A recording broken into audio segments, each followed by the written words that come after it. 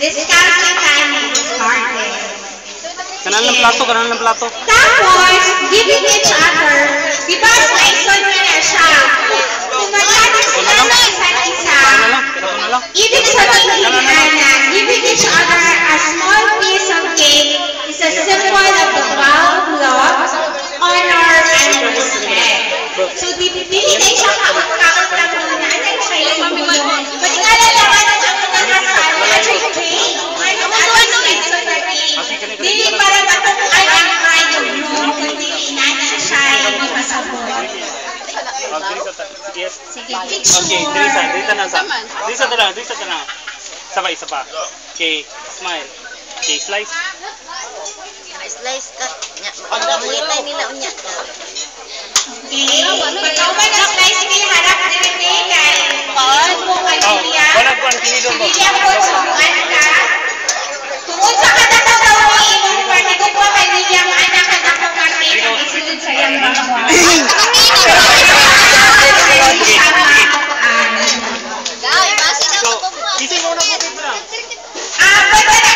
Share nyo lang po ng plato, tapos tapos hindi iyang subukan si William. Naku, abi, para igubuang. Okay, sige. Ha?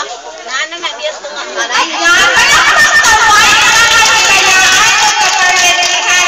Si William ay kumalas kami, ibigod na tanan. Para daw yung ilong na. Wala ka pa! Tapos now, Ang sunod ay ang wine toasting. Ang wine, nagsimulay na siya. Couple will win the first forever. And wish that they have a life of goodness and a shared family of many good friends. With wine and champagne flavors, you are adding that extra touch of warmth and responsibility. Ang wine daw ay ang simbolo of friendship and love. Dapat mo. Kasi makalimutan sa dati, ang pila ng tandaan. Ayan. Sige. Cherry XX ko na mga kamag-agoy. Inom ba na anak? Sama na. Kanay. Sila lang sa.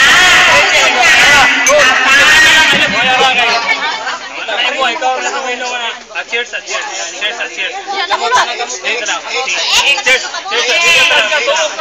Agam, ano mo? Gam, gam. I-invite na ako. Sige, wala ka naman natin.